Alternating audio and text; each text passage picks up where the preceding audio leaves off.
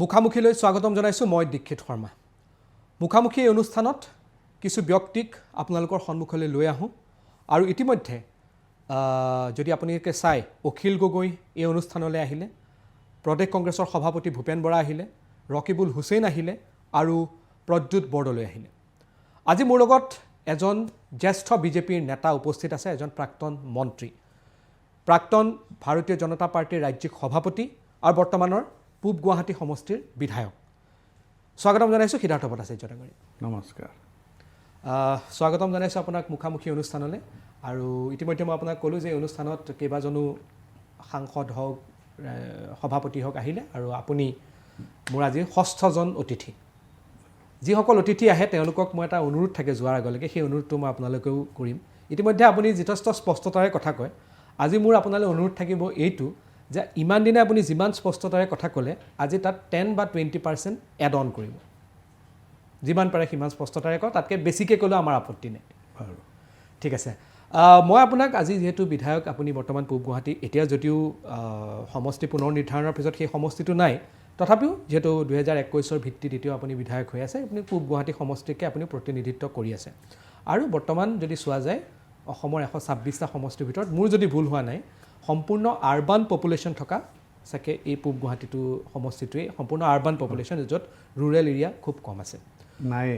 নাই, একেবাৰে নাই। সম্পূৰ্ণ আৰ্বান যদি এটা কোৱা যায় 100% আৰ্বান সমষ্টি। মই আপোনাক অনুৰোধটো যিহেতু ক'লোঁ যে আপুনি স্পষ্টতাৰে ক'ব, বিষয় যিখিনি কথা পাতিম, যদিও আপুনি চৰকাৰী দলৰ ফালৰ পৰা প্ৰতিনিধিত্ব কৰে বা আপুনি চৰকাৰী দলত আছে, আপুনি চৰকাৰত বৰ্তমান নাই, সেই গতিকে মই আপোনাক দলীয় দৃষ্টিকোণৰ পৰাহে বেছি সুধিবলৈ চেষ্টা কৰিম। মই প্ৰথম এটা আৰু প্ৰধান বিষয় এটাক লৈ আৰম্ভ কৰিছোঁ, যিটো আপোনালোকৰ দলৰ জন্মলগ্নৰে পৰা বা অসমত আপোনালোকে যেতিয়াৰ পৰাই সেই খোপনি পুতিবলৈ আৰম্ভ কৰিছে, সেই বিষয়টোক লৈ আপোনালোক যথেষ্ট সতৰ্ক হৈ থাকে বা আপোনালোকৰ এটা প্ৰধান ক'ৰ ইছ্যুৰ ভিতৰত সেইটো আছিলে। ইতিমধ্যে মই এটা ষ্টেটিষ্টিক্সৰ মাধ্যমেৰে যদি আপোনাক কওঁ, মোৰ যদি ভুল হোৱা নাই 2011 চনৰ যিটো লোকপিয়ল হৈছিল, সেই লোকপিয়লত মোৰ যদি ভুল হোৱা নাই প্ৰায় 33-34% মুছলিম পপুলেশ্যন অসমত আছিলে। আৰু শেহতীয়াকৈ আমি যিখিনি কথা ৰাজ্যৰ মুখ্যমন্ত্ৰীৰ মুখৰ পৰা শুনি আছোঁ বা তেওঁ যিখিনি কৈ আছে, সেইটো হৈছে নাই, যিহেতু লোকপিয়ল হোৱা নাই আমি গম নাপাওঁ, কিন্তু তেখেতৰ ভিত্তিত যদি কোৱা যায় প্ৰায় 40% মুছলমান ভোটাৰ নহয় পপুলেশ্যন এই মুহূৰ্তত ৰাজ্যত হ'ল। এই গতিত যদি হৈ থাকে তেতিয়াহ'লে সংখ্যা গুৰু হ'বলৈ আৰু খুব বেছি বছৰ অসমত নালাগিব। এইটোতো এনেকৈ চলি থাকিলে নহ'ব। এই মুহূৰ্তত আপোনালোকৰ দলগত স্থিতি কেনেকুৱা হোৱা উচিত বা আপুনি কি ভাবে যে এই পপুলেশ্যনটোক বা এই ধৰণে যদি এটা সম্প্ৰদায়ৰ মানুহৰ সংখ্যা বৃদ্ধি পাই গৈ আছে, আৰু যিহেতু আপোনালোকৰ দলৰ এটা ক'ৰ ইছ্যুৰ ভিতৰত এইটো এটা ক'ৰ ইছ্যু আছিলে, এইটোক নিয়ন্ত্ৰণ কৰিবৰ বাবে এতিয়া দলীয় স্থিতি কি হ'ব লাগে বুলি আপুনি ভাবে? প্ৰথমে মই কওঁ যে আপুনি যিটো পৰিৱৰ্তনৰ কথা কৈছে সেইটো হৈছে ডেমোগ্ৰাফিকেল চেঞ্জ। এতিয়া ডেমোগ্ৰাফিকেল চেঞ্জ হোৱাৰ বা ডেমোগ্ৰাফিক এটা গোষ্ঠীয়ে খুব দ্ৰুতভাৱে তেখেতসকলৰ সংখ্যা বৃদ্ধি হোৱাৰ কেইবাটাও কাৰণ আছে, যথেষ্ট কাৰণ আছে। প্ৰথম কথা হ'ল যে আমি যদি পৃথিৱীৰ অন্যান্য দেশবোৰতো চাওঁ, যেতিয়াই এখন সমাজ কৃষিমুখী সমাজৰ পৰা অলপ নগৰীকৰণৰ পিনে যায়, তেতিয়া স্বাভাৱিকভাৱে সেই গোষ্ঠীটোৰ বা সেই জনসাধাৰণৰ যিটো প্ৰযোজন, সেই প্ৰযোজনটো কিছু কমি আহে, পপুলেশ্যন গেটছ ৰিডিউচড। এইটো এটা ঐতিহাসিক তথ্য। দ্বিতীয়তে, আমাৰ অসমীয়া মানুহৰ মাজত, অসমীয়া মানুহ বুলি কওঁতে অমুছলমান যিখিনি আমাৰ মানুহ, এই অমুছলমান মানুহখিনিৰ মাজত যিহেতু শিক্ষা প্ৰদানৰ কাৰণে এটা যথেষ্ট গুৰুত্ব প্ৰদান কৰা হয়, গতিকে মানুহে ভাবে যে 5-6টা ল'ৰা ছোৱালী হৈ পঢ়া শুনা কৰিব নোৱাৰাতকৈ আমি 1 বা 2টা ল'ৰা ছোৱালীকে জন্ম দিওঁ, যাতে সিহঁতক আমি ভাল শিক্ষা দীক্ষা দিব পাৰোঁ। ইয়াৰ বিপৰীতে যিখন মুছলমান সম্প্ৰদায়ৰ সমাজ, এই সমাজখনত তেখেতসকলে জন্ম নিয়ন্ত্ৰণটোকে তেখেতসকলে এটা গুনাহ বুলি ভাবে। আৰু দ্বিতীয়তে কিছু সামাজিক কাৰণো আছে। এটা সামাজিক কাৰণ আমি সেই MA পঢ়োঁতে ইকনমিক্সত এই প্ৰশ্নটোৱে আহিছিল। তেতিয়া সেই প্ৰশ্নটোৰ কাৰণ হৈছিলে মানে what is the reason of explosion of population. তেতিয়া সেইটোত আমাৰ এটা উত্তৰৰ এটা মানে পইণ্ট আছিলে যে ৰিক্ৰিয়েশ্যনেল বা অন্যান্য যি গতিবিধি সেইবিলাকৰ বিকল্প নথকাৰ কাৰণে। গতিকে এনেকুৱা বিভিন্ন কাৰণত মুছলমান সম্প্ৰদায়ৰ মানুহখিনি তেখেতসকলৰ যথেষ্ট সংখ্যা বৃদ্ধি হৈছে ভিচ আমাৰ অনা মুছলিম সম্প্ৰদায়সমূহৰ তুলনাত। গতিকে এইটো এটা কথা যিটো কথা বিভিন্নভাৱে চিন্তা কৰিব লাগিব। এটা আমি দেখিছোঁ যে বাল্য বিবাহটো এটা এই যে 6-7টাকৈ ল'ৰা ছোৱালী জন্ম দিয়াৰ প্ৰৱণতা, এইটো এটা মূল কাৰণেই আছিল বাল্য বিবাহ। আমাৰ অমুছলমান সাধাৰণতে ল'ৰা ছোৱালী এইবিলাকে 26-27 আজিকালিতো 30ৰ আগতে তেখেতসকলে বিয়া নাপাতে। অথচ মুছলমান সম্প্ৰদায়ত ছোৱালী পুষ্পিতা হোৱাৰ পিছতে 13-14 বছৰ বয়সতেই তেওঁলোকক বিয়া দিয়া হয়। যেতিয়ালৈকে তেওঁলোক 17-18 বছৰ হয়গৈ তেতিয়াতো 2-3টা ল'ৰা ছোৱালীৰ মাক হয়গৈ।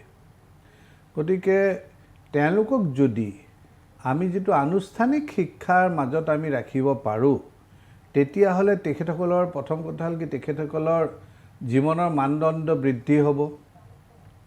এটা অপৰিণিত বয়সত আমি যদি কোনোবা ছোৱালী এজনীক মাতৃত্বৰ বোজা দিওঁ তেতিয়াহ'লে তেওঁৰ স্বাস্থ্যৰ প্ৰতিও বহুতো ডাঙৰ ভাবুকি আহি পৰে। তেওঁলোক অপৰিণিত হৈ থাকে তেতিয়ালৈকে। গতিকে সেইটো ৰোধ হ'ব। এনেকুৱা ধৰণৰ বিভিন্ন পদক্ষেপ চৰকাৰখনে লৈছে। নিযুত মইনা মই অকণমান ইণ্টাৰাপ্ট কৰিব লাগিব। মই চৰকাৰৰ পদক্ষেপ সেইকাৰণে আপোনাক আগতেই কৈ থৈছোঁ যে যদিও আপুনি চৰকাৰী পক্ষৰ বিধায়ক হয়, আপুনি চৰকাৰত নাই কাৰণে চৰকাৰী পদক্ষেপৰ কথাখিনি মই যোৱা নাই। মই কৈ আছোঁ যে দলীয়ভাৱে কি ল'ব লাগে বা দলীয়ৰ হেৰিটো কি হ'ব লাগে। চাওক, আপুনি এইটো জানে যে গণতন্ত্ৰত এটা ৰাজনৈতিক দলে তেওঁলোকৰ অস্তিত্বটোৱে হৈছে তেওঁলোকৰ যিটো নীতি, তেওঁলোকৰ যিটো চিন্তাধাৰা, সেই চিন্তাধাৰাটোক তেখেতসকলে ৰাইজৰ আস্থা ভাজন হৈ চৰকাৰখন গঠন কৰি সেই চৰকাৰৰ আঁচনিসমূহৰ মাধ্যমেৰে ৰূপায়িত কৰিব খোজে। গতিকে ভাৰতীয় জনতা পাৰ্টীৰ যিটো ৰাজনৈতিক চিন্তাধাৰা, সেই ৰাজনৈতিক চিন্তাধাৰাটোক আমাৰ চৰকাৰখনে প্ৰতিফলিত কৰে। গতিকে সেইভাৱে মই চৰকাৰী আঁচনিৰ কথা ক'লে বা চৰকাৰৰ কথা ক'লে মই ৰাজনৈতিক দল ভাৰতীয় জনতা পাৰ্টীৰ যি চিন্তাধাৰা যিটো এই চৰকাৰখনে প্ৰতিফলিত কৰিছে সেইখিনি কথা একেই। গতিকে মই ভাবোঁ যে এই দুটা সম্পূৰ্ণ বেলেগ একো নহয়, দুয়োটাই একে। আৰু সেইভাৱেই চৰকাৰে দলৰ যিবোৰ নীতি, দলৰ দলে যিটো সিদ্ধান্ত লৈছে সেই সিদ্ধান্তটোকে চৰকাৰী কাৰ্যসূচীৰ মাজেৰে প্ৰতিফলিত কৰিছে। মুঠতে আপুনি ক'ব বিচাৰিছে যে দলৰ সিদ্ধান্ত যিখিনি আছে বা এই যিটো এটা ডেম'গ্ৰাফিকেল চেঞ্জ আমি দেখা পাই আছোঁ, সেইটোক দলৰ যিটো নীতি আছিলে সেইটোৱে চৰকাৰে কৰিবলৈ গৈ আছে, প্ৰতিফলিত কৰিব গৈছে। তাত কোনো তাৰমানে পাৰ্থক্য নাই, দ্বিমত নাই, পাৰ্থক্যও নাই। তাৰমানে নীতি আৰু চৰকাৰৰ নীতি একেই। হয়, ঠিক আছে। এতিয়া মই কিছু ৰাজনৈতিক বিষয়লৈ আহিব বিচাৰিছোঁ। ৰাজনৈতিক বিষয়লৈ অহাৰ আগতে মই এটা উদাহৰণ দিব লাগিব আপোনাক। উদাহৰণটো দিব লাগিলে মই কংগ্ৰেছ দলৰ উদাহৰণেৰে আৰম্ভ কৰিব বিচাৰিছোঁ। আমি এটা সময়ত শুনিছিলোঁ যেতিয়া আমি পঢ়িবলৈ পাইছোঁ যেতিয়া কে কামৰাজ কংগ্ৰেছৰ ৰাষ্ট্ৰীয় সভাপতি আছিলে, সেইটো লাগিলে আপুনি বহুত আগৰ কথা কৈ আছিলোঁ, তাত এটা চিণ্ডিকেট লবি আছিলে। কংগ্ৰেছৰ এটা মানে জ্যেষ্ঠসকলৰ এটা চিণ্ডিকেট লবি বুলি যিটো কোৱা হৈছিল, যিটোক ভাঙি পেলালে ইন্দিৰা গান্ধী আহি পেলাই। আৰু পৰৱৰ্তী সময়ত কংগ্ৰেছত এটা দেখা পোৱা গ'ল যে G23 বুলি এটা ওলাল, সেইটো আজিৰ তাৰিখত অস্তিত্ব নাই। তাৰমানে এটা লবি তেনেকুৱা ধৰণৰ এটা কংগ্ৰেছত আছে। ভাৰতীয় জনতা পাৰ্টীত তেনেধৰণৰ কোনো এটা লবি ইয়াৰ পূৰ্বতে আমি দেখা পোৱা নাছিলোঁ বা ৰাষ্ট্ৰীয় পৰ্যায়তো তেনেধৰণে অহা নাছিল, যদিও সৰু সুৰাভাৱে কিবা থাকিব পাৰে, এনেধৰণৰ নাছিলে।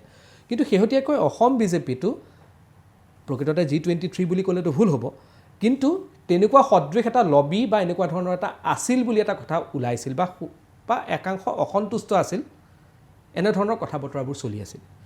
এতিয়া এইটো ক'ব পাৰিনে যে সেই যি অসন্তুষ্টি আছিলে বা ৰাজনৈতিক দলৰ মাজত অসন্তুষ্টি থকাৰটো অস্বাভাৱিক ঘটনা নহয়, এইটো এটা স্বাভাৱিক ঘটনা, সেই এতিয়া সম্পূৰ্ণৰূপে সেই ঘটনাবোৰ বা সেই অসন্তুষ্টিৰ অৱসান ঘটিছে বুলি ক'ব পাৰিনে?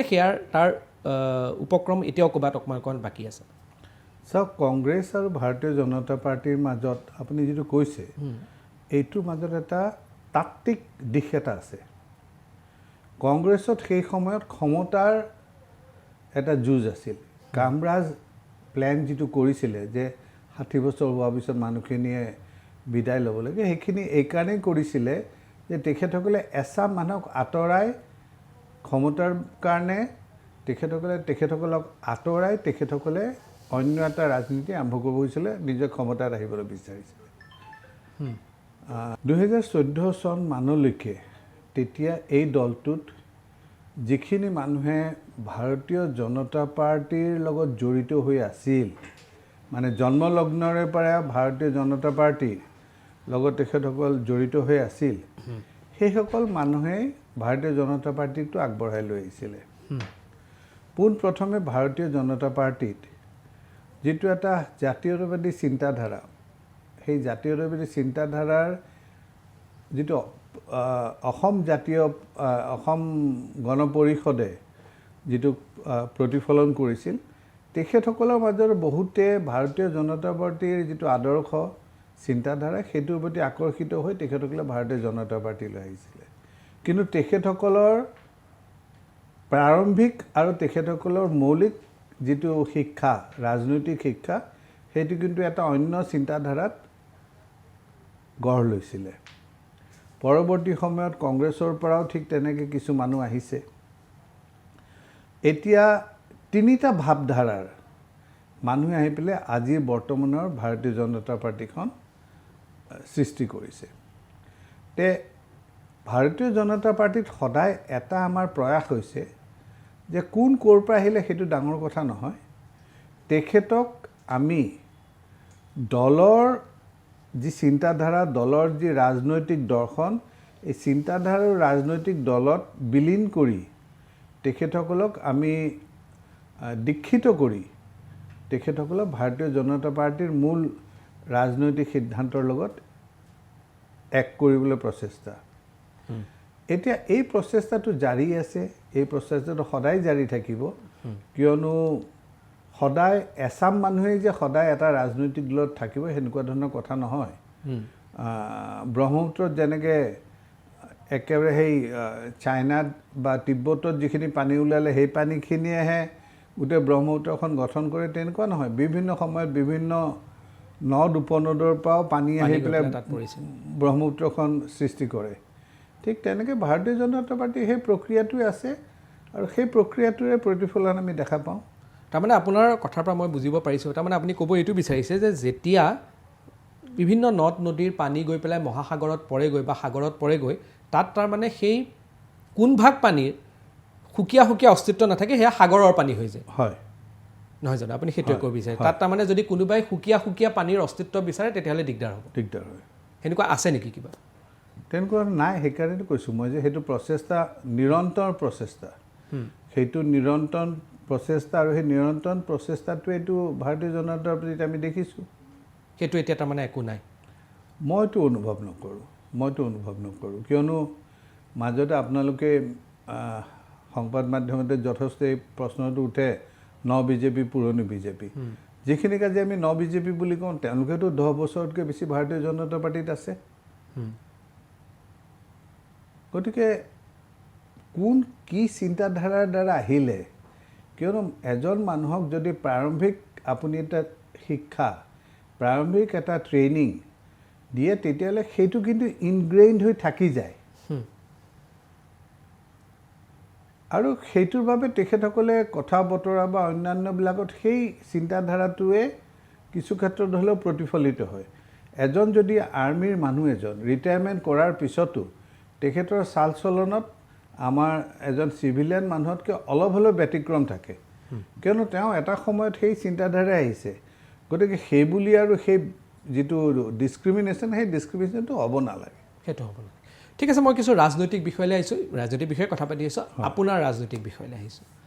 কেনেধৰণৰ ভৱিষ্যত পৰিকল্পনা আছে? 26ত নিৰ্বাচন খেলিব নে? মই ৰাজনীতিত আহিছিলোঁ। মই আগতে জানে ওকালতি কৰিছিলোঁ। আজিও যদি আপুনি পুৰণি কজলিষ্ট চায়, হাইকোৰ্টত কোন কিমান ভাল উকিল আছিল, কোন কিমান কেছ থকা মানুহ আছিল, সেইটো আপুনি কজলিষ্টবিলাক চালে গম পাব। সেই কজলিষ্ট চালেও দেখিব যে মই এটা সময়ত হয়তো যথেষ্ট সফলতাও লাভ কৰিছিলোঁ, ভাল ওকালতিও কৰিছিলোঁ বুলি মই নিজে চিন্তা কৰোঁ। ৰাইজে কি হিচাপে পৰ্যালোচনা কৰে সেইটো বেলেগ কথা, কিন্তু মানুহে যদি মোৰ ওচৰলৈ আহি কেছ দিছিলে তেতিয়াহ'লে ডেফিনেটলি মোক কিবা এটা চাইহে দিছিলে। আৰু কৈছোঁৱেই মই, এনেই মই উফাই ডাং মৰা কথা কৈ লাভ নাই, পুৰণি কজলিষ্ট চালে গম পোৱা যাব। মই সেই জীৱনৰ পৰা, ওকালতিৰ অধিবক্তাৰ জীৱনৰ পৰা মই যদি ৰাজনীতিত আহিছোঁ, তেতিয়াহ'লে মই এটা সময়ত এটা অনুভৱ কৰিছিলোঁ যে অধিবক্তা হিচাপে বা মোৰ পেচাত ৰাইজে যথেষ্ট মৰম, যথেষ্ট আশীৰ্বাদ দিছে মোক। আৰু আজি মই য'তে আছোঁ, ৰাইজৰ আশীৰ্বাদৰ বাবেহে মই সেই ঠাইখিনি আহি পাইছোঁ। এটা সময় থাকে যিটো সময়ত মই চিন্তা কৰোঁ যে মই যদি ৰাইজৰ মৰম চেনেহেৰে আগবাঢ়ি আহিছোঁ, এটা সময় আহি পৰে য'ত ময়ো সমাজখনক কিবা এটা দিয়াৰ এটা হেঁপাহ জাগি উঠে। আৰু সেই হেঁপাহ আহিছিল কাৰণেই মই ৰাজনীতিত আহিছিলোঁ। কিয়নো জন্মসূত্ৰে মই মাৰ কোলাত থকা দিনৰ পৰাই মই ৰাজনীতি দেখিছোঁ, একেবাৰে ওচৰৰ পৰা দেখিছোঁ।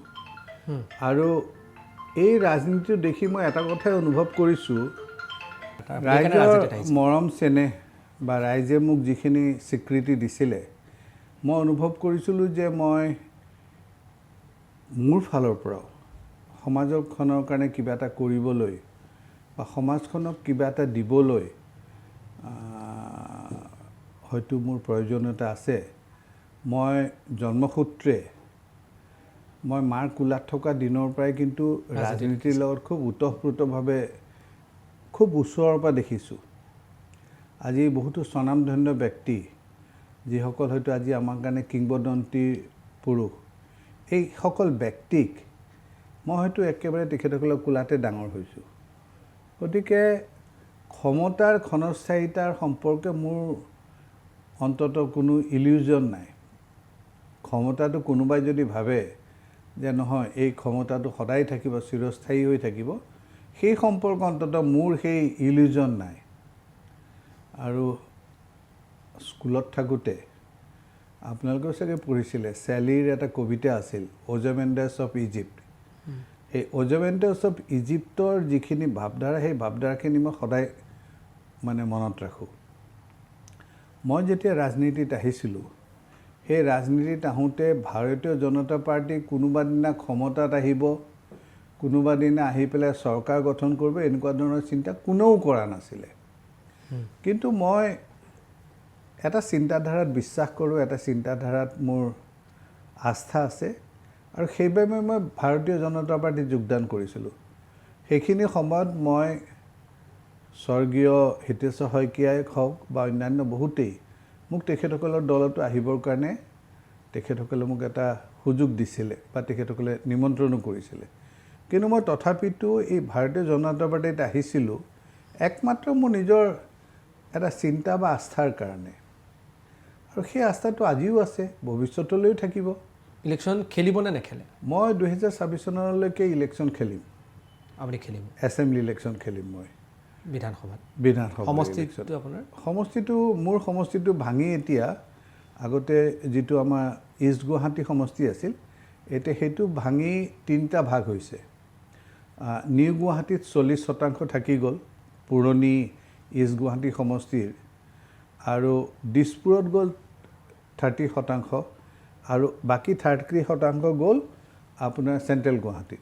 মই খেলোঁ বুলিলে 3টাতেই খেলিব পাৰোঁ, কিন্তু যিহেতু মই অনুভৱ কৰোঁ যে ইষ্ট গুৱাহাটী সমষ্টিৰ যিখিনি নিউ গুৱাহাটী অঞ্চল আছে, এই অঞ্চলবিলাকত কিছু কাম কৰিছোঁ, আৰু ইষ্ট গুৱাহাটীত নতুনকৈ যিবোৰ দিছপুৰৰ পৰা আহি পেলাই অঞ্চল যোগ দিলে, এই যোগ দিয়া অঞ্চলবিলাকত মোৰ যথেষ্ট এটা চা চিনাকি আছে গতিকে মোৰ বাবে নিউ গুৱাহাটী সমষ্টিটোৱেই কমফৰ্টেবল হ'ব হয় কমফৰ্টেবল হ'ব সেইবাবে মই নিউ গুৱাহাটীতে মানে জেনেৰেলি আমি যেতিয়া বিজেপিৰ যিসকলক সোধোঁ তেওঁলোকে এটা তাৰমানে ধৰা বন্ধা নিয়ম থাকে যে মই দলৰ কাৰ্যকৰ্তা হয় দলে মোক যিটো সিদ্ধান্ত দিব মই সেইটোকে কৰিম আৰু দলে যদি মোক কয় যে কাইলৈ তুমি গৈ পেলাই পঞ্চায়তৰ মণ্ডলৰ তুমি কাম কৰা মই মণ্ডলতো কাম কৰিম আপুনি প্ৰথমজন নেতা পাইছোঁ যি কৈছে যে মই ইলেকশ্যন খেলিম বা এইটো সমষ্টিৰ পৰা খেলিম মই ইলেকশ্যন খেলিম বুলি কৈছোঁ এইকাৰণেই যে আমি দলৰ হৈ পেলাই কাম কৰিহে আজি এইখিনি পাইছোঁহি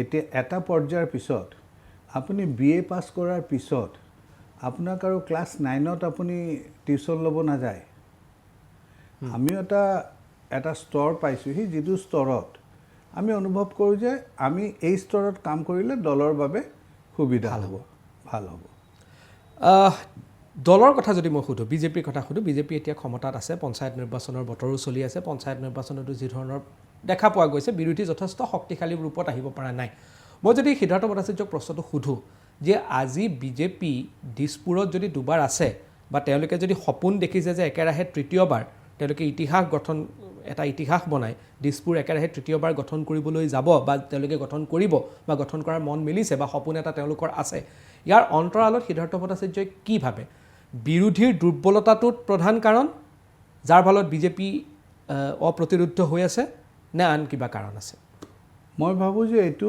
ভাৰতীয় জনতা পাৰ্টীৰ যিটো সংঘবদ্ধভাৱে তেখেতসকলৰ যিটো ৰাইজৰ মাজত কাম কৰাৰ যিটো প্ৰক্ৰিয়া সেইটোৰ বাবেহে ভাৰতীয় জনতা পাৰ্টী ৰাইজৰ ওচৰত অধিক গ্ৰহণযোগ্য হৈ আছে বিৰোধীৰ দুৰ্বলতাৰ কাৰণ নাই তাৰ বিৰোধীৰ লগত আমাৰ কি কথা আছে আমি আমাৰ কাম মানে যদি বহুতে এটা কথা কয় যে শক্তিশালী বিৰোধী যদি আহি যায় তেতিয়াহ'লে বিজেপিৰ কাৰণে কিন্তু কিছু দিগদাৰ হৈ যাব পাৰে মইতো তেনেকুৱা অনুভৱ নকৰোঁ মানে মই চিধাকৈ আপোনাক সুধিছোঁ শক্তিশালী বিৰোধী তাৰমানে এইটো যে গৌৰৱ গগৈক যদি মুখ্যমন্ত্ৰী বা তেওঁলোকৰ নেতা হিচাপে প্ৰজেক্ট কৰি দিয়ে 26ৰ ইলেকশ্যনত কিন্তু বিজেপি কিছু পৰিমাণে কিছু বিপদত পৰিব পাৰে বুলি একাংশই মন্তব্য কৰিছে বা তেওঁলোকে মত পোষণ কৰে এইটো তেওঁলোকৰ নিজৰ মত সেইটো তেওঁলোকৰ মত তেওঁলোকৰ মাজতে থাকক আমি ভাৰতীয় জনতা পাৰ্টীত আমি আমাৰ যিটো চিন্তাধাৰা আমাৰ যিটো ৰাজনৈতিক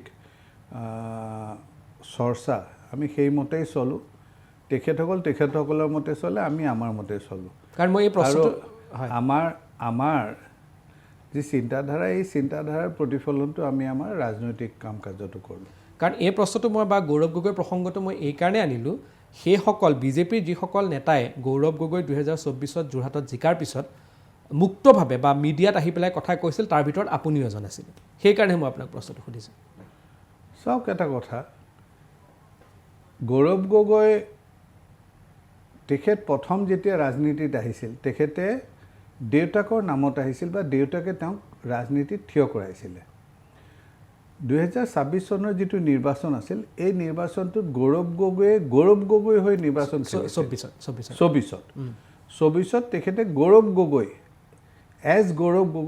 তেখেতে যুঁজবাগৰ দিছিলে আৰু তেখেত জয়ী হৈছিলে গতিকে এই কথাটো অস্বীকাৰ কৰিতো লাভ নাই যিটো তেখেতে কৰিছে সেইটো কৰা বুলি ক'ব লাগিব কিন্তু যিটো এটা ধাৰণা দিব খোজা হৈছে এই ধাৰণাটো খুব তেনেকুৱা ধৰণৰ সঠিক বুলি মই নাভাবোঁ সেইটো তাৰমানে সঠিক নহয় তাৰমানে গৌৰৱ গগৈক যদি প্ৰজেক্টটো কৰে কংগ্ৰেছে তেতিয়াহ'লে তেওঁলোকৰ আশা অনুৰূপ ফল নহ'বও পাৰে আপুনি ক'ব বিচাৰিছে মই ক'ব বিচাৰোঁ যে এইটো এটা হাইপথেটিকেল প্ৰশ্ন যদি কিন্তু এনেকুৱা ধৰণৰ প্ৰশ্ন ৰাজনীতিত যদি কিন্তুৰ স্থান নাই আপুনি আপোনাৰ নিজৰ ৰাজনৈতিক ক্ষেত্ৰখনত কিমান ফিল্ড ৱৰ্ক কৰিছে তাৰ ওপৰতহে আপোনাৰ ৰাজনীতিৰ ফলাফলটো নিৰ্ভৰ কৰে যেহেতু আপুনি 3টাকৈ নিৰ্বাচন খেলিছে ইতিমধ্যে তাৰে 2টাত আপুনি জয়ী হৈছে বিধানসভাৰ সেই ক্ষেত্ৰত মই আপোনাক যদি সোধোঁ যে নিৰ্বাচনত কোনটো ফেক্টৰে সকলোতকৈ বেছি কাম কৰে দলৰ ৱেভ প্ৰাৰ্থীৰ মানে ব্যক্তিগত ইমেজ নে আন কিবা আপুনি ৰাইজৰ লগত ৰাইজৰ মাজত কিমান আপুনি কাম কৰিছে সেইটোৰ ওপৰতে বেছি নিৰ্ভৰ কৰে আপুনি ৰাইজৰ যিবোৰ সমস্যা ৰাইজৰ যিবোৰ বিভিন্ন তেখেতসকলৰ কাম কাজ থাকে সেইবোৰৰ লগত আপুনি কিভাৱে আন্তৰিকভাৱে জড়িত হ'ব পাৰিছে তাৰ ওপৰতে নিৰ্ভৰ কৰে ইমেজটো এটা কথা যিটো ইমেজ ৰাইজে গঢ় দিয়ে সেইটো আপুনি গঢ় দিওঁ বুলি ক'লেও গঢ় দিব নোৱাৰে সেইটো ৰাইজে চিন্তা কৰিলে যে এই মানুহজন এনেকুৱা সেইটো আপুনি যিমান মিডিয়া এক্সপাৰ্ট নলগাওক যিমান আপুনি এনেকুৱা ধৰণৰ ইমেজ মেকাৰ মানুহ নলগাওক সেইটো আপুনি এটা পৰ্যায়লৈ লৈ যাব পাৰিব কিন্তু সেইটোৱে সঠিক নহয় বা সেইটোৱে আপোনাক দীৰ্ঘস্থায়ী তেনেকুৱা কিবা ফল এটা দিব বুলি আপুনি নাভাবিব গতিকে মই যেটা ডলাৰ ৱেভ বুলি কোৱা ঠাই যে ডলাৰ এটা ডলাৰ ৱেভটো হৈছে আপোনাৰ সেই কেকৰ আইচিংটোৰ লেখীয়া এটা কেক যেতিয়া বনাইছে কেকটোতো আপুনি নিজে বনাইছে আইচিংটো দিয়াৰ ফলত হয়তো সোৱাদটো আৰু ভাল হয় বা দেখাত ধুনীয়া হয় ঠিক তেনেকৈ এই যিটো ৱেভ থাকে wave is like the icing on the cake তাৰমানে বিশেষ একো নাই এটা খুব সাংঘাতিক তেনেকুৱা ধৰণৰ বিশেষ ৰোল নাথাকে মূলতঃ মই কৈছোঁৱে যে সংগঠনে কিভাৱে ধাৰাবাহিকভাৱে নিৰবিচ্ছিন্নভাৱে ৰাইজৰ মাজত কাম কৰি আছে সেইটোৱে মূল কথা আৰু যিটো ৱেভ এটা আহে এই ৱেভটোৱে মই ক'লোঁ সেই কেকৰ আইচিঙৰ লেখীয়া মানে সংগঠনো লাগিব তাৰ লগতে ৱেভো লাগিব সংগঠনটো লাগিবই তাৰ লগত যদি ৱেভ আহে খুব ভাল কথা ৱেভে তাৰ মানে আৰু ওপৰলৈ লৈ যাব পাৰে দেখাত ভাল কৰিব পাৰে ফলাফলটো আৰু ধুনীয়া হ'ব পাৰে এতিয়া মই কিছু ৰাষ্ট্ৰীয় স্বয়ংসেৱক সংঘৰ প্ৰসংগলৈ আহিছোঁ আমি লোকসভা নিৰ্বাচনৰ পৰাই আমি দেখা পাই আছোঁ যদিও সেইটো আপোনাৰ কাৰণে কিমান আপোনাৰ কাৰণে উত্তৰ দিবলৈ মানে উচিত হ'ব মই কথাটো গম পোৱা নাই কিন্তু আমি RSSৰ এটা প্ৰসংগ আহিছোঁ যে লোকসভা ইলেকশ্যনৰ সময়ত আপোনালোকৰ বৰ্তমানৰ ৰাষ্ট্ৰীয় সভাপতিক এটা প্ৰশ্ন কৰা হৈছিল এটা হেৰিত আৰু তেওঁ কৈছিল যে বাজপেয়ীৰ সময়ত বাজপেয়ী যেতিয়া আছিল অটল বিহাৰী বাজপেয়ীৰ দিনত RSSৰ প্ৰয়োজন আছিল এতিয়া বিজেপি ইমান সমৰ্থ হৈছে যে এতিয়া তেওঁক RSSৰ প্ৰয়োজন নাই চাওক ভাৰতীয় জনতা পাৰ্টি গঠন হৈছিল কি বিষয় লৈ ভাৰতীয় জনতা পাৰ্টিৰ পৰা ভাৰতীয় জনতা পাৰ্টি যেতিয়া 1980 চনত গঠন হৈছিল তাৰ মূল কাৰণটো কি আছিল মূল কাৰণটোৱে আছিলে যে জনতা পাৰ্টি যেতিয়া গঠন হৈছিলে তেতিয়া সমাজবাদী যিসকল নেতা আছিলে তেখেতসকলে কৈছিলে যে কোনোবা এজন ভাৰতীয় জনতা পাৰ্টিৰ সদস্য ৰাষ্ট্ৰীয় স্বয়ংসেৱক সংঘৰ সদস্য হ'ব নোৱাৰে আৰু সেই কথাতে বিৰোধিতা কৰি বহুতো মানুহ ওলাই আহি পেলাই ভাৰতীয় জনতা পাৰ্টি গঠন কৰিছে গতিকে মই ভাবোঁ যে আপুনি যিটো মোক প্ৰশ্ন কৰিছে সেই প্ৰশ্নৰ উত্তৰটো তাতেই নিহিত হৈ আছে এই ভাৰতীয় জনতা পাৰ্টিৰ গঠনতেই কি কাৰণে ভাৰতীয় জনতা পাৰ্টিৰ গঠন হ'ল আৰু কিসকল লোকে ভাৰতীয় জনতা পাৰ্টি গঠন কৰিলে সেইটো ইতিহাসৰ আজি এটা তথ্য তাৰমানে ৰাষ্ট্ৰীয় সভাপতিয়ে যিটো কথা কৈছিল তাৰমানে আপুনি সেইটোৰ লগত তেখেতে কি পৰিস্থিতিত কিভাৱে কথাটো কৈছে কিয়নো আউট অফ কণ্টেক্সট আনি পেলাই এটা কথা কোৱাৰ এটা বেলেগ কথা থাকে আৰু তেখেতে কি পৰিস্থিতিত কিভাৱে কৈছে সেইটো মই নাজানো আৰু নজনাকৈ মই এনেকুৱা ধৰণৰ এটা মন্তব্য বিশেষকৈ ৰাষ্ট্ৰীয় সভাপতি এজনৰ সম্পৰ্কে দিয়াটো সমীচীন হ'ব বুলি মই নাভাবোঁ তাৰমানে আপুনি এই গোটেই বিষয়টোত সাংঘাতিক মানে আপুনি কৈছে যে RSS আছে RSS থাকিবই আৰু এইটোৱে মূল সিদ্ধান্ত কিয়নো জনতা পাৰ্টিৰ বিভাজনে হৈছিল RSSৰ সদস্যতালৈ আৰু সেই সদস্যতালৈ যিসকলৰ ডিমত আছিল সেইসকলে আহি পেলাই ভাৰতীয় জনতা পাৰ্টি গঠন কৰিছিলে গতিকে তেখেতসকলেতো আৰু ভাৰতীয় জনতা পাৰ্টি গঠন কৰি ইমান বছৰৰ পিছতো তেখেতসকলে নিঃসন্দেহে তেখেতসকলৰ যিটো ৰাজনৈতিক দৰ্শন বা চিন্তাধাৰা সেইটোতো সলনি কৰা নাই গতিকে মই ভাবোঁ যে সেই যিটো সিদ্ধান্ত আছিল সেই সিদ্ধান্ত আজিও আছে সেই সিদ্ধান্ত আছে এতিয়াও আছে আৰু ইয়াৰ লগত কোনো দ্বিমত নহয় দ্বিমত একো কৰিবলগীয়া নাই আমাৰ যিটো বিচাৰ পৰিয়াল বুলি কয় এইটোৱে এটা ৰাজনৈতিক দৰ্শন এটা ৰাজনৈতিক চিন্তাধাৰাক প্ৰতিফলিত কৰে আৰু ভাৰতীয় জনতা পাৰ্টি এই বিচাৰ পৰিয়ালৰে এটা অংশ গতিকে ইয়াত দ্বিমত থকাৰ কথা নাহে এইবাৰ 2026 চনৰ বিধানসভা নিৰ্বাচনৰ কাৰণে আপোনাক যদি মই সোধোঁ আপোনাৰ বিবেক বিবেচনাৰে আপুনি সকলোতকৈ ডাঙৰ ইছ্যু কি হ'ব বুলি ভাবে 26 চনত যেনেকৈ মই উদাহৰণ দি কৈ আছোঁ যেনেকৈ ধৰক 16 বিধানসভা নিৰ্বাচনৰ আগত আমি শুনিছিলোঁ যে শৰাইঘাটৰ শেষ ৰণ যে বদৰুদ্দিন আজমলক দিছপুৰৰ পৰা 50 কিলোমিটাৰ 100 কিলোমিটাৰ দূৰত আমি ৰাখিব লাগিব আৰু সেইবাবে শৰাইঘাটৰ এখন শেষ ৰণ ইয়াৰ 21ৰ বিধানসভা নিৰ্বাচনো ক'ৰবাত নহয় ক'ৰবাত তেনেকুৱা এটা প্ৰেক্ষাপটৰ মাজতেই সোমাই আছিলে ডাইৰেক্টলি নহ'লেও ইনডাইৰেক্টলি বা সেনেকুৱা ধৰণৰ এটা প্ৰেক্ষাপটে আছিলে এইবাৰ বিধানসভা নিৰ্বাচন কাৰণ এইটো প্ৰশ্নটোৰ মই বেকগ্ৰাউণ্ডটো এইকাৰণে ক'ব বিচাৰিছোঁ এইবাৰ আপোনালোকৰ পৰা দেখা পোৱা গৈছে যে আপোনালোকে আৰু বিভিন্নজনে বা বিভিন্ন সময়ত কৈ থাকে বিশেষকৈ লোকসভা ইলেকশ্যনৰ পিছৰ পৰা যে মুছলমান সম্প্ৰদায় বা সংখ্যালঘুৱে আপোনালোকক ভোট দিব বা ভোট দিব বিচাৰি আছে ক'ৰবাত নহয় ক'ৰবাত যদি আপুনি চামগুৰি উপ নিৰ্বাচনত চায় তেতিয়াহ'লে সেইটোৱে প্ৰমাণো কৰিছে যে সংখ্যালঘুৱে বিজেপিক ভোট দিছে এতিয়া শৰাইঘাটৰ শেষ ৰণ বা এই বিষয়সমূহ বিজেপিৰ কাৰণে সিমান গুৰুত্বপূৰ্ণ হৈ আছে নে নাই নে নতুন কিবা এটা বিষয় আহিব চাওক আমি ইতিবাচক এটা চিন্তাধাৰাৰে আমি নিৰ্বাচনত অৱতীৰ্ণ হওঁ অসমখনত এটা বৈপ্লৱিক পৰিৱৰ্তন আহিব ধৰিছে আপুনি যদি দেখে আমাৰ ভৌগোলিক পৰিস্থিতিৰ বাবে আমাৰ ইয়াত হয়তো গধুৰ শিল্প তেনেকুৱা ইয়াত গঢ় দিয়াৰ কোনো সুযোগ নাছিলে কিন্তু যথেষ্ট গভীৰ চিন্তাৰে সৈতে বৰ্তমানে পৃথিৱীত আটাইতকৈ প্ৰয়োজনীয় যিটো মানে ব্যৱসায় বা শিল্প বা ইণ্ডাষ্ট্ৰী সেইটো হৈছে আপোনাৰ ছেমিকণ্ডাক্টৰ ইণ্ডাষ্ট্ৰী বা আপোনাৰ IT গতিকে আমাৰ ইয়াত আপোনালোকে দেখিছে যে জাগিৰ ৰোডত এটা প্ৰায় 29,000 কোটি টকাৰ এটা ছেমিকণ্ডাক্টৰ ইণ্ডাষ্ট্ৰী গঢ় ল'বলৈ লৈছে আৰু এই ইণ্ডাষ্ট্ৰীটোৱে এটা বৈপ্লৱিক পৰিৱৰ্তন আনিব যেনেকৈ ছিংগাপুৰ আছে যেনেকৈ হংকং আছে যেনেকৈ চাইনা আছে ঠিক তেনেকুৱাকৈ খুব গুৰু বা যথেষ্ট হেৰি থকা ইণ্ডাষ্ট্ৰী গঠন নকৰি আমি এনেকুৱা ধৰণৰ যে এটা ইণ্ডাষ্ট্ৰিয়েলাইজেশ্যনৰ কাৰণে যাব ধৰিছোঁ এইটোৱে মই ভাবোঁ যে অসমৰ বাবে একদম সঠিক এটা পদক্ষেপ আৰু এই পদক্ষেপটোক আমি আগত ৰাখি কিয়নো চৰকাৰ এখনৰ যি আঁচনি হয় সেই আঁচনিখনৰ মূল লক্ষ্য কি সামগ্ৰিক উন্নয়ন কৰিবলৈ হ'লে ইলেক্ট্ৰনিক ইণ্ডাষ্ট্ৰী যিকোনো আপুনি এটা মোবাইল ফোন লওক মোক যে মাইক্ৰফোনটো দিছে মাইক্ৰফোনটোৱে লওক বা আপুনি যিকোনো এটা তাতে ছেমিকণ্ডাক্টৰ মানে এই চিপছবিলাক যে থাকে এই চিপছবিলাকে অপৰিহাৰ্য আৰু সেইটো যদি ইয়াত কৰা হয় তেতিয়াহ'লে অসমত ডাউন ইণ্ডাষ্ট্ৰিজ যিটো মানে আমাৰ তাৰ সেই সামগ্ৰীৰে যিবিলাক ইণ্ডাষ্ট্ৰী কৰিব পৰা যায় সেইবিলাক স্বাভাৱিকভাৱে আহিব আৰু এটা কথা মন কৰিব যে আমাৰ যিটো ভৌগোলিক দূৰত্ব বুলি কৈছিলে সেই ভৌগোলিক দূৰত্ব কিন্তু এফালৰ পৰা সাউথ ইষ্ট এছিয়ালৈ আমাৰ ইফালেদি কিন্তু লেণ্ড ৰুট খুলি যোৱাৰ লগে লগে তেনে ওচৰত হ'ব আমি সাগৰীয় পথেৰে আমি ছিংগাপুৰ যাব নালাগে সাগৰীয় পথেৰে আমি হংকং যাব নালাগে সাগৰীয় পথেৰে আমি অন্যান্য দেশবোৰত যাব নালাগে আমি স্থলপথেৰে কিন্তু আমি তালৈ যাব পাৰিম গতিকে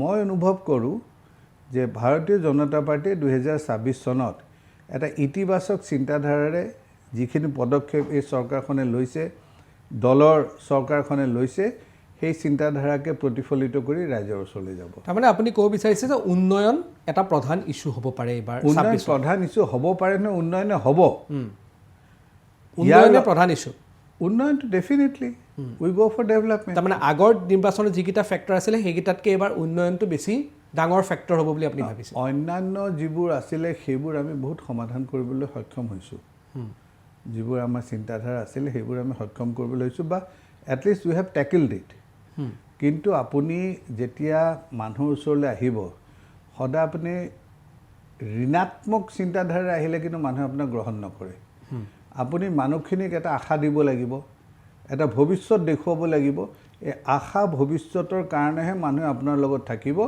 আৰু এই আশা আৰু ভৱিষ্যতটো উন্নয়নৰ মাজেৰেহে দেখা পাব মোৰ এটা ছাপ্লিমেণ্টাৰী আছে আপোনাৰ সেই কথাখিনিৰ ওপৰত যে আপুনি যিটো ভৱিষ্যত বা এটা পজিটিভ কথাৰ মাধ্যমেৰে এটা ঋণাত্মক কথা বাদ দি আপুনি পজিটিভ এপ্ৰ'চৰ কথা কৈ আছে বা উন্নয়নৰ দৰে কথাবোৰৰ ওপৰত কৈ আছে মই যদি বিজেপিৰ ইতিহাসত চাওঁ তেতিয়াহ'লে এই কথা বতৰাই কিন্তু জনতাক বিশেষ মানে কিমান বিজেপিক জনতাক পতিয়ন নিয়াব পাৰিছে তাৰ উদাহৰণ মই আপোনাক দুটা দিব বিচাৰিছোঁ 2004 চনৰ লোকসভা নিৰ্বাচনত বিজেপিৰ আছিলে ফিল গুড ফেক্টৰ আৰু ইণ্ডিয়া শ্বাইনিং তাৰ ফলাফল কি হ'ল আপোনালোকে দেখা পালে ঠিক তেনেধৰণে 2024 যিটো লোকসভা নিৰ্বাচন আছিলে সেই নিৰ্বাচনো ক'ৰবাত নহয় ক'ৰবাত এই উন্নয়নৰ ক্ষেত্ৰতে আপোনালোক গৈছিলে সমগ্ৰ ভাৰতবৰ্ষত প্ৰধান ফেক্টৰ হিচাপে আপোনালোকৰ 63খন আসন কমিলে মই আপোনাক কওঁ যে ভাৰতীয় জনতা পাৰ্টীয়ে একমাত্ৰ ৰাজনৈতিক দল যিবিলাকে নিজৰ যদি কি বিপৰ্যয় হৈছে সেই বিপৰ্যয় কিন্তু পৰ্যালোচনা কৰি তাৰ পৰা শিক্ষা লয় আমি এইটো হোৱাৰ লগে লগে EVMটো বেয়া সেইকাৰণে আমাৰ ভোট হোৱা নাই এই অমুকে অমুক কৈছে কাৰণে আমি ভোট নাপালোঁ এনেকুৱা ধৰণৰ ঋণাত্মক চিন্তাধাৰা নহয় আমি পৰ্যালোচনা কৰোঁ আপুনি যিটো এটা ক'লে 2004 চন সেইখিনি সময়ত আমাৰ যিটো প্ৰচাৰ আছিল এইটো অলপমান হ'লেও আজি আমি ইমান বছৰৰ পিছত এতিয়া অনুভৱ কৰোঁ প্ৰায় 20 বছৰ অধিক হ'ল এতিয়া অনুভৱ কৰোঁ যে সেইটো ডেট ৱাজ টু আৰ্বেন মানে চহৰ কেন্দ্ৰিক আছিল গতিকে গ্ৰামাঞ্চলৰ মানুহখিনিয়ে সেইটোক মানে একাত্ম অনুভৱ কৰিব নোৱাৰিলে কিন্তু আজিৰ দিনত আমি যিখিনি উন্নয়নৰ কাৰণে কাম কৰি আছোঁ যিখিনি ছ'চিয়েল ৱেলফেয়াৰৰ কাৰণে কাম কৰি আছোঁ এইখিনি কিন্তু সকলোৰে বাবে আজি ধৰি লওক বিৰোধীয়ে প্ৰায় কয় যে অৰুণোদয় দিছে অৰুণোদয়টো কি অৰুণোদয়টো হৈছে যে মহিলা সবলীকৰণৰ বাবে মহিলাসকলৰ হাতত এটা এনেকুৱা ধৰণৰ এটা তেখেতসকলক সমল দিয়া যিটোৰ বাবে তেখেতসকলৰ যি প্ৰত্যয় আত্মপ্ৰত্যয়টো তেখেতসকলৰ বৃদ্ধি হওক কোনোবা এগৰাকী বয়সস্থ মহিলা তেখেতে যদি প্ৰত্যেকটো কথাতে বোৱাৰীকৰ ওচৰত বা কাৰোবাৰ ওচৰত হাত পাতিবলগীয়া হয় তেতিয়াহ'লে সেইটোতকৈ দুৰ্ভাগ্যজনক কথা একো নাই সেই কথাটোকে যেতিয়া আমাৰ পাশ্চাত্যৰ যিবোৰ ডেমক্ৰেচি আছে তেওঁলোকে ছ'চিয়েল ৱেলফেয়াৰ বুলি কয় সেইটোকে ছ'চিয়েল ৱেলফেয়াৰ বুলি কয় আমি ইয়াত যদি ছ'চিয়েল ৱেলফেয়াৰ কওঁ আমাৰ মানুহে বুজি নাপাব গতিকে আমি তেখেতসকলে বুজি পোৱা ভাষাৰে তেখেতসকলক সেই একে সা সুবিধাটো দিছোঁ আৰু সেইকাৰণে মই ভাবোঁ যে মানে বৰ্তমানে ৰাইজে যথেষ্ট আঁকোৱালি লৈছে আৰু নিৰ্বাচনত তাৰ প্ৰতিফলন দেখি আছে ইয়াতো এটা ছাপ্লিমেণ্টাৰী বা পৰিপূৰক এটা আছে পৰিপূৰকটো এইটো হ'ল যে ঠিক আছে আপুনি মানা নাই কথাটো কিন্তু লোকসভা নিৰ্বাচনত আপোনালোকৰ 63খন আসন কমি আহিলে 400 পাৰ 293তে সীমাবদ্ধ হ'ল সম্পূৰ্ণ NDA কিন্তু তাৰ পাছত যিখিনি আপোনালোকে নিৰ্বাচন খেলিলে মহাৰাষ্ট্ৰৰ নিৰ্বাচনত আপোনালোকে অভূতপূৰ্ব ভাৰতীয় জনতা পাৰ্টি NDA জিকিলে কিন্তু সেই জিকাৰ আঁৰত বটেংগে তো কটেংগে এইটো এটা ফেক্টৰ আছিল কিন্তু নাই আপুনি অনুভৱ কৰে মিডিয়াই অনুভৱ কৰে আৰু বিশেষকৈ বিৰোধী দলে ভাৰতীয় জনতা পাৰ্টিৰ যিটো কাৰণে ভাৰতীয় জনতা পাৰ্টি জিকিলে সেইটোক ঋণাত্মকভাৱে দেখুৱাবৰ কাৰণে তেখেতসকলে এনেকুৱা ধৰণৰ অপপ্ৰচাৰ কৰিছে এইটো এটা অপপ্ৰচাৰৰ বাহিৰে একো নহয় বটেংগে তো কটেংগেটো কৈছিলে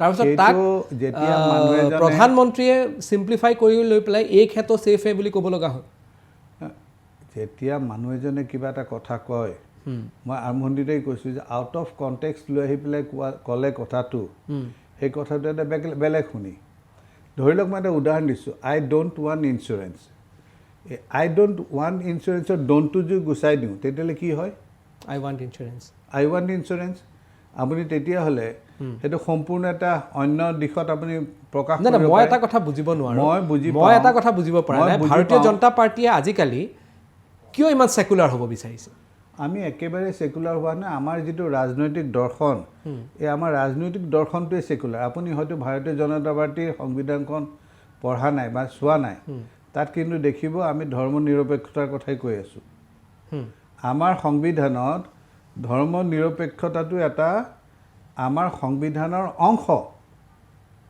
তাত মই যদি মোৰ সংবিধানত থকা কথাটোৱেই মই কৈছোঁ তেতিয়াহ'লে মই আকৌ নতুনকৈ নিৰপেক্ষ হৈ যোৱাৰ কথা আছে নেকি আপুনি ভাৰতীয় জনতা আজি গুগল কৰক গুগল কৰি পেলাই যদি ভাৰতীয় জনতা পাৰ্টিৰ যিখন সংবিধান দলীয় সংবিধান সেই সংবিধানখন কৰি চাওক তাৰ পঞ্চনিষ্ঠাৰ ভিতৰত এটা নিষ্ঠা কিন্তু ধৰ্ম নিৰপেক্ষতাও আছে কিন্তু সেইটো বাস্তৱ ক্ষেত্ৰত কিমান হয় আপুনিতো জানে 100% হয় 100% হয়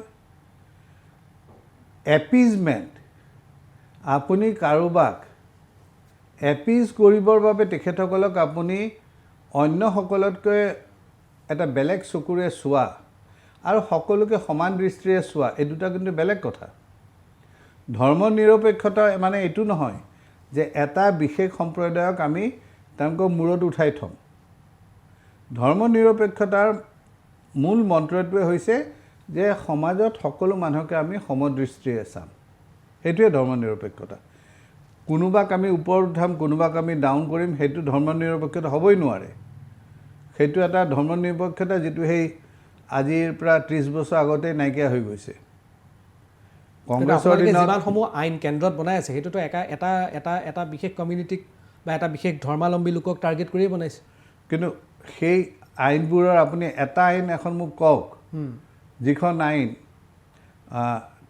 প্ৰয়োজন নাছিলে সেইখন সলনি কৰাৰ কোনখন আইন যিখন সলনি কৰাৰ প্ৰয়োজনীয়তা নাই কেন্দ্ৰতো আপোনালোকে এটা বিশেষ সম্প্ৰদায়কে কৰিছে মানে এটা বিশেষ সম্প্ৰদায়ক যদি অপ্ৰয়োজনীয়ভাৱে কিবা এটা বিশেষ ষ্টেটাছ দি থৈছিলে তেতিয়াহ'লে তেখেতসকলৰ সেই বিশেষ ষ্টেটাছটো গুচাই অন্যান্য জনগোষ্ঠীৰ লগত সমান কৰাটোৱেতো আমাৰ ধৰ্ম নিৰপেক্ষতা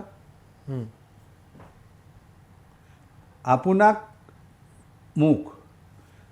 150 দি থৈছিলে মোক 100 দিছিলে তাৰপিছত কৈছে তোমালোক দুজনে সমান তেতিয়াহ'লে আপোনাৰ 150টো কমাই আনি পেলাই মোৰ লগত সমান কৰাটো সেইটোৱে ধৰ্ম নিৰপেক্ষতা সেইটোহে সমানতা অনাটো আৰু সেইটো যদি কোনোবাই কৰিছে তেতিয়াহ'লে সেইটোত মই কেনেকৈ তেখেতক ক্ষতি কৰা হয় আপুনি ব্যক্তিগতভাৱে ক্ষতি হ'ব পাৰে আপোনাৰ আপুনি 150 পাই আছিলে 50 বেছি পাই আছিলে এতিয়া আপোনাৰ সেই 50টো আঁতৰাই দিয়াৰ লগে লগে অন্যান্য জনগোষ্ঠীবিলাকৰ লগত আপুনি সমান হ'ল সেইটোৱে কৰি আছে দলে সেইটোৱে চৰকাৰখনে কৰি আছে কিন্তু এই বিষয়সমূহত বাৰু আপোনালোকে আনি আছে মই ৰাজ্যৰ বিষয় এটা আনিব বিচাৰোঁ আপোনালোকৰ সেইখিনি সময়ৰ ৰাষ্ট্ৰীয় সভাপতি আৰু বৰ্তমান কেন্দ্ৰীয় গৃহমন্ত্ৰী মোৰ মনত আছে সেইখিনি সময়ত মই দিল্লীত সাংবাদিকতাও কৰিছিলোঁ যিদিনাখন NRCৰ চূড়ান্ত ফাইনেল মানে ড্ৰাফ্টখন ওলাইছিলে ফাইনেল ড্ৰাফ্ট নহয় ফাইনেল ড্ৰাফ্ট ওলাইছিলে সেইদিনাখন ৰাজ্যসভাৰ তেতিয়াতো ৰাজ্যসভাৰ সদস্য আছিলে আপোনালোকৰ ৰাষ্ট্ৰীয় সভাপতি আছিলে তেওঁ কৈছিল যে हम में हिम्मत है इसीलिए हमने 40 लाख लोगों का नाम काट दिया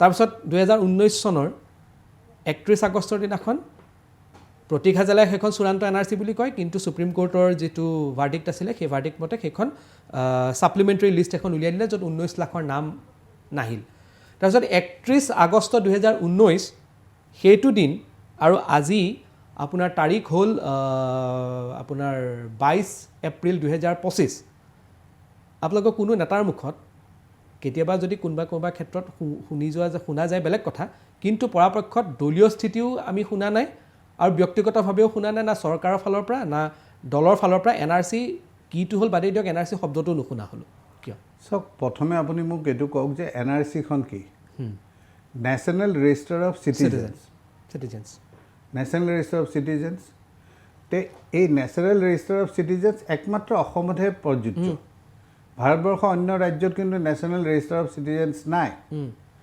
আৰু ইয়াৰ ঐতিহাসিক পটভূমি কি যেতিয়া ধৰ্মৰ ভিত্তিত ভাৰত আৰু পাকিস্তান হ'ল তেতিয়া বহুতো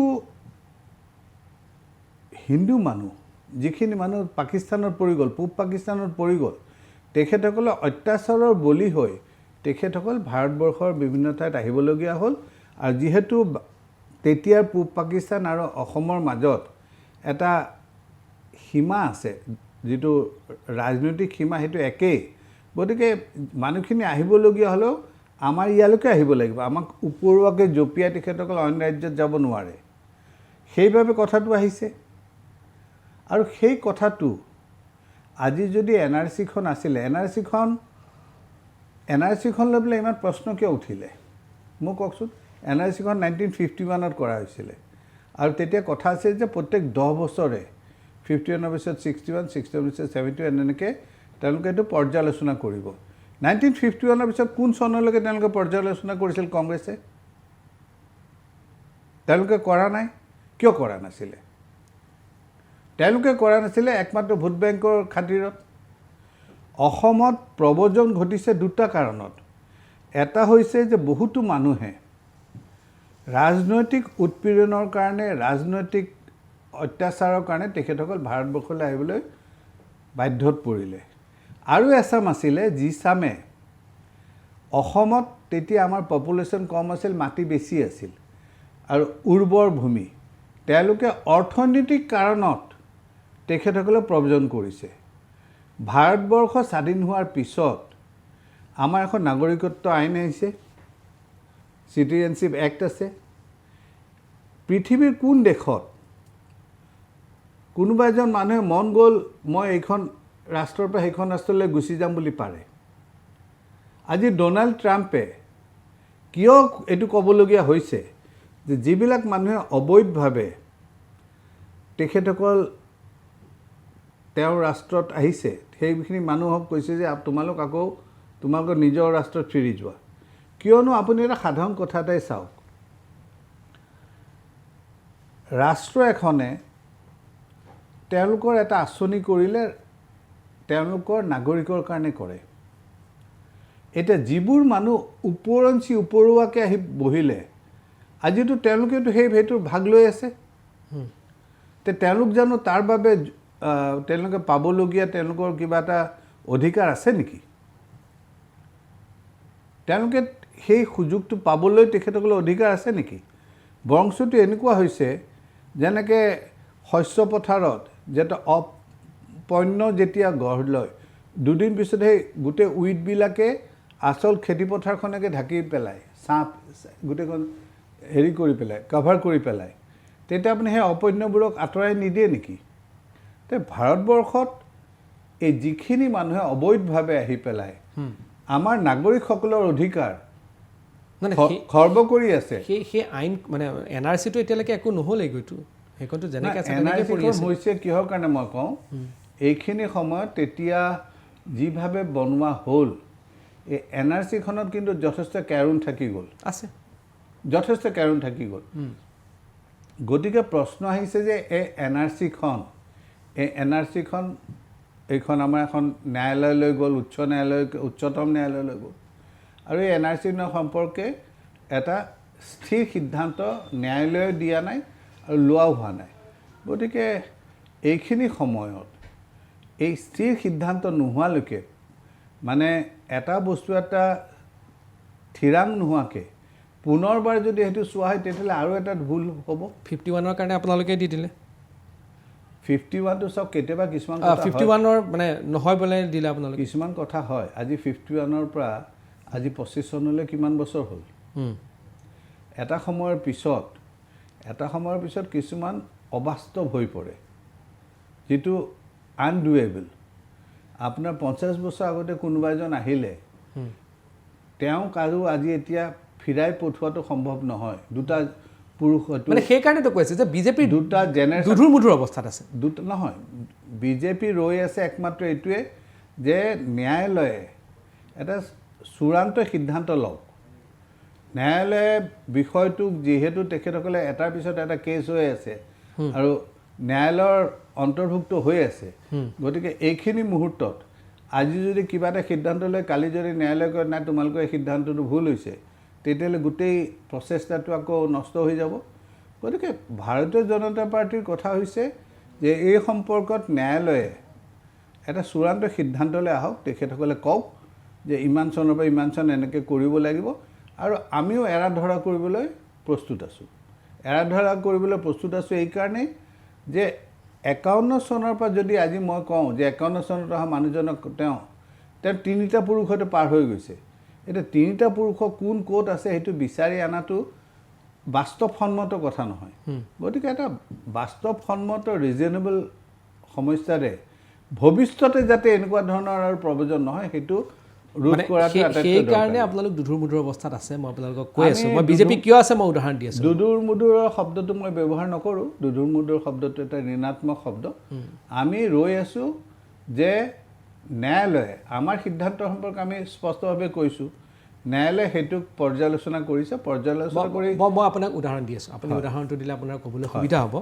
প্ৰথম 2011 চনত তদানীন্তন প্ৰয়াত প্ৰধানমন্ত্ৰী মনমোহন সিঙে এখন ডিল কৰা হৈছিল, যিটো ভূমি চুক্তি হৈছিল বাংলাদেশৰ লগত, যিখিনি এনক্লেভছ কিছুমান আছিলে, সেই এনক্লেভছখিনি কিছু আমাৰ মাটি তালৈ গ'ল, কিছু আমাৰ তালৈ আহিব। সেইখনক 2011 চনত বিজেপিয়ে, তেতিয়া আপোনালোক বিৰোধিতাত আছিলে, আপোনালোকে বিৰোধী থাকোঁতে অপ'জ কৰিছিল। আৰু মোৰ মনত আছে 2012-13 চনত আপোনালোকৰ তেতিয়া 4জনকৈ সাংসদ আছিলে, তেওঁলোকে যন্তৰ মন্তৰত প্ৰতিবাদ কৰিছিলে। 2014 যেতিয়া নৰেন্দ্ৰ মোদী আহিলে, আহি প্ৰথম সেইটো ভূমি যিটো হস্তান্তৰণৰ যিখন চুক্তি আছিলে, সেই চুক্তিখনক দিলে আৰু ভাৰতৰ মানে যিটো আপোনাৰ যিটো ভূমি হস্তান্তৰণৰ আছিলে এনক্লেভ কিছু গ'ল, আমাৰ তালৈ আহিলে, সেইটো এটা হ'ল। সেইটো কিন্তু আপোনালোকে অপজিশ্যনত থাকোঁতে আপোনালোকে বিৰোধিতা কৰিছিলে।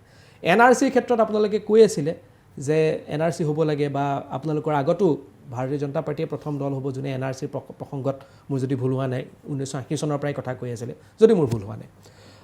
সেইটো আহিলে, যেতিয়া আপোনালোকৰ ক্ষেত্ৰত আহিলে, আপোনালোকে সেইটো তেতিয়া দুধুৰ হৈ থাকিলে। যেতিয়া আপোনালোকে বিৰোধীত আছিলে, আপোনালোকে 51 ভিত্তিবৰ্ষ হ'ব লাগে বুলি কথা কৈছিলে। যেতিয়া আপোনালোকৰ তালৈ আহিলে, ক্ষমতাত আপোনালোক আহিলে, আপোনালোকৰ ওচৰত আহিলে, সেই 51টো 71 হ'ব লাগে বুলি আপোনালোকেই ক'লে। এতিয়া আপোনালোকক কিয় বিশ্বাস কৰিব? মানে এই মানুহে এইকাৰণে বিশ্বাস কৰিব যে আমি কিন্তু বাস্তৱসন্মতভাৱে কথাবোৰ কিন্তু পৰ্যালোচনা কৰিছোঁ। আপুনি যিটো এনক্লেভৰ কথা ক'লে, মনমোহন সিঙৰ দিনত যিটো এটা বেৰুবাৰী বুলি এটুকুৰা ঠাই আছিল, আপোনাৰ মনত আছে চাগে, এই বেৰুবাৰী আৰু তাৰ লগত যিখিনি আছিলে সেইটো একপক্ষীয় আছিলে। মানে আমি আমাৰ ঠাইখিনি বাংলাদেশক এৰি দিম, তাৰ বিনিময়ত বাংলাদেশে আমাক একো এৰি নিদিয়ে। গতিকে সেইটো আমি বিৰোধিতা কৰিছিলোঁ। পৰৱৰ্তী সময়ত যেতিয়া কথা বতৰা বাঢ়িলে, কথা বতৰা পাতি গিভ এণ্ড টেক হ'ল, যে ঠিক আছে বেৰুবাৰীৰ এইখিনি অঞ্চল ভাৰতবৰ্ষই পাব আৰু এইখিনি অঞ্চল বাংলাদেশে পাব। গতিকে সেইখন আমাৰ কাৰণে গ্ৰহণযোগ্য হ'ল আৰু সেইটো আমি কৰিলোঁ। আমাৰ কথাটো হৈছে যে ভাৰতবৰ্ষৰ স্বাৰ্থক সন্মুখত ৰাখি আমি যিকোনো কাম কৰিম। সেইটো কংগ্ৰেছে কৰা কাম বুলিতো আমি, কংগ্ৰেছে কৰিলে বেয়া হ'ব বুলিতো কথা নাই। কংগ্ৰেছে যদি ভাৰতবৰ্ষৰ পক্ষত, ভাৰতবৰ্ষৰ উন্নতিৰ স্বাৰ্থত বা ভাৰতবৰ্ষৰ লাভ হ'ব পৰা এটা বিষয় ওলাই কৰি পেলাই তেওঁলোকে এটা চুক্তি কৰিব যে আমি বিৰোধিতা কৰিছিলোঁ। কিন্তু য'ত ভাৰতবৰ্ষৰ লাভ হ'ব, ভাৰতবৰ্ষৰ এটা সুস্থিৰতা আহিব, আমাৰ যিখিনি আছে সেই যিখিনি এটা সাংবিধানিক এটা, সেইখিনি সময়ত যেতিয়া সংবিধান প্ৰণয়ন হৈছিল, দেশ বিভাজনৰ সময়ত সেই যিহেতু এটা খামখেয়ালি থাকি গৈছিল, সেইখিনি যদি গুচি ভাৰতবৰ্ষৰ পক্ষত আমাৰ যদি এটা চুক্তি হয়, সেইটো কৰিছোঁ আমি। ঠিক তেনেকৈ আপুনি মোক এটা কথা কওক, যিটো কথা আপুনি ক'লে যে মানে ভাৰতীয় জনতা পাৰ্টীয়ে সময়ে সময়ে তেখেতসকলৰ স্থিতি সলনি কৰিছে। হয়, কৰিছোঁ। কিয় কাৰণে কৰিছোঁ? যে ৰাজনীতিত গিভ এণ্ড টেক। মই এডামেণ্টলি যদি কৈ থাকোঁ যে মই এইটোৰ বাহিৰে মই অন্য কোনো কথাত মই চিন্তা নকৰোঁ, তেতিয়াহ'লে কোনো ধৰণৰ সমস্যা কেতিয়াও সমাধান নহ'ব। এৰা ধৰাৰ মাজেৰেহে সমস্যাবোৰ সমাধান হ'ব লাগিব। আৰু সেই এৰা ধৰাৰ যি প্ৰক্ৰিয়া, সেই প্ৰক্ৰিয়াটো ভাৰতীয় জনতা পাৰ্টীয়ে খুব সুন্দৰভাৱে কৰিছে। ভাৰতীয় জনতা পাৰ্টীয়ে সেই এৰা ধৰাৰ মনোভাৱটোক ভাৰতবৰ্ষৰ স্বাৰ্থক লাভান্বিত কৰিব পৰাকৈ তেখেতসকলে এই ৰূপায়িত কৰিছে। আৰু সেইকাৰণে জনতাৰ আমি গ্ৰহণযোগ্যতা হৈছোঁ। আমি যদি আমি বেয়া কাম কৰিলেও ৰাইজে আমাক এনেই ভোট দিলে হয় নেকি? বিৰোধী দুৰ্বল কাৰণে ভোট দি আছে। এতিয়া বিৰোধী দুৰ্বল হ'লে এতিয়া বিৰোধী কি মই শক্তিশালী কৰিব যাব লাগে নেকি? আপোনাৰ চেনেলত যদি ভালকৈ কেমেৰামেন নাই, কি মই আহি পেলাই কেমেৰা ধৰি দিব লাগিব নেকি? সেইটোৱে কথা। বিৰোধী মানে দুৰ্বল হওক বা যি হওক আপোনালোকক ভোট দি আছে। ভাৰতীয় জনতা পাৰ্টীয়ে নিজৰ কাম কাজ কৰে, ভাৰতীয় জনতা পাৰ্টীয়ে নিজৰ দল হিচাপে ভালকৈ চলে আৰু সেইভাৱে আমি ৰাইজৰ ওচৰত যাওঁ। কোন বিৰোধী কোন হয় নহয়, মই সৰুতে মই স্পৰ্টছত আছিলোঁ, মই মিডিল ডিষ্টেঞ্চ ৰানাৰ আছিলোঁ। আমাৰ যিগৰাকী এজন কোচ আহিছিলে, আমাৰ তেতিয়া কোচ আহিছিলে, কোচজনে কৈছে যে তই যেতিয়া দৌৰিবি তোৰ লগত আৰু 10জন মানুহে দৌৰিব, তই সোঁপিনে বাওঁপিনে কোনে কিমান জোৰত দৌৰিছে, কোনে কিমান হেৰিকৈ দৌৰিছে সেইটো নাচাবি তই কেতিয়াও। তই চাবি যে তোৰ নিজৰ যিটো গতিপথ, তোৰ যিটো লক্ষ্য, সেইটোত তই কিমান ভালকৈ আগবাঢ়ি যাব পাৰ। আৰু মই ভাবোঁ যে জীৱনত বুলিয়ে নহয়, ৰাজনীতিটো সেই কথাটোহে প্ৰযোজ্য। ঠিক আছে, যথেষ্ট কথা পাতিলোঁ। মোৰ অন্তিমত মই এটা ৰেপিড ফায়াৰ এটা ৰাউণ্ড থাকে। মই আপোনাক এটা প্ৰশ্ন সুধিম, তাৰ মই 2টা বা 3টা বা 4টা যিমান থাকে মই এটা অপশ্যন আপোনালোকক দিম।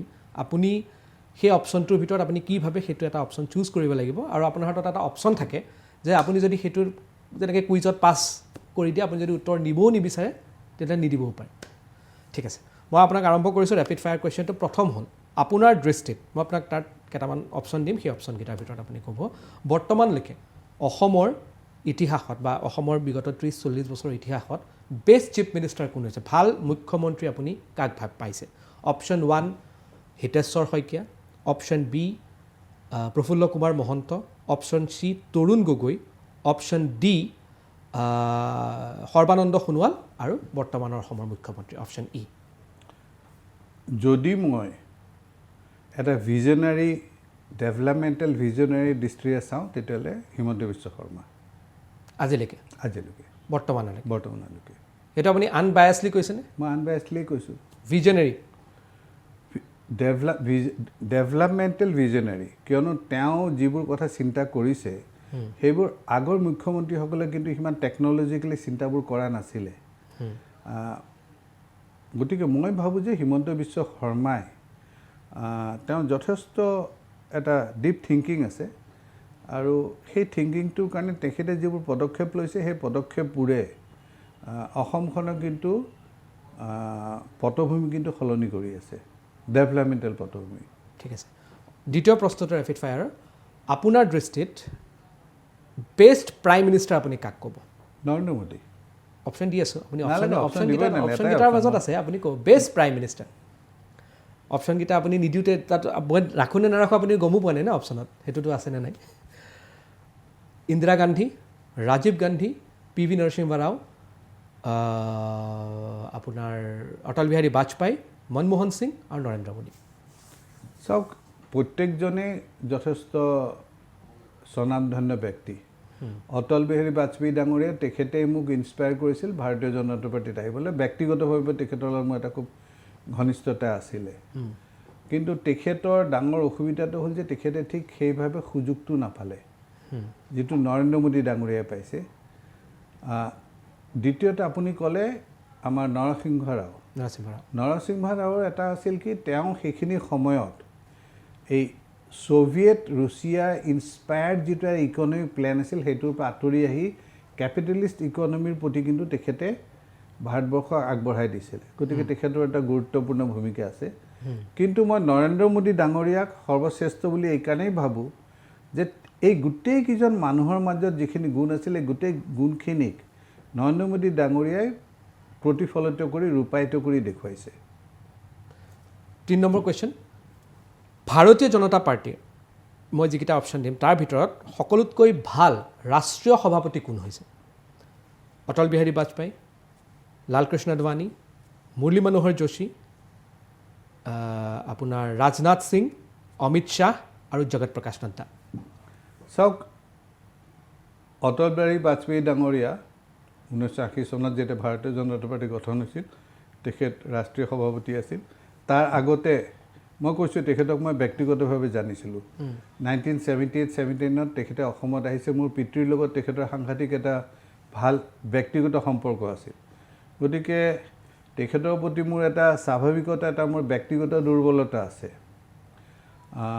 কিন্তু দলটোক দল হিচাপে গঢ় দিয়াত সেইখিনি সময়ত ময়ো ৰাজ্যিক সভাপতি আছিলোঁ আৰু এটা যিটো প্ৰেক্টিকেল ভিজনাৰী লুক সেইটো অমিত শ্বাহৰ আছিল সেই গতিকে আপুনি বৰ্তমান সময়ত তাৰমানে অমিত শ্বাহক বেছি হেৰি বুলি ভাবিছে নহয় মই কৈছোঁ যে সকলোৰে আছিলে কিন্তু বৰ্তমান আছিলে কিন্তু তাৰ মাজত দলটোক আজিৰ এই স্থিতিলৈ লৈ অহা ব্যক্তিগৰাকী হৈছে অমিত শ্বাহ ঠিক আছে এই 4জনৰ মই নাম ক'ম সেইসকলৰ ভিতৰত ভাল নেতা কোন অসমৰ প্ৰেক্ষাপটত ভাল নেতা কোন আপুনি ক'ব লাগে বৰ্তমানৰ মুখ্যমন্ত্ৰী সৰ্বানন্দ সোণোৱাল সিদ্ধাৰ্থ ভট্টাচাৰ্য আৰু দিলীপ শইকীয়া মই এইটো পাছ কৰিম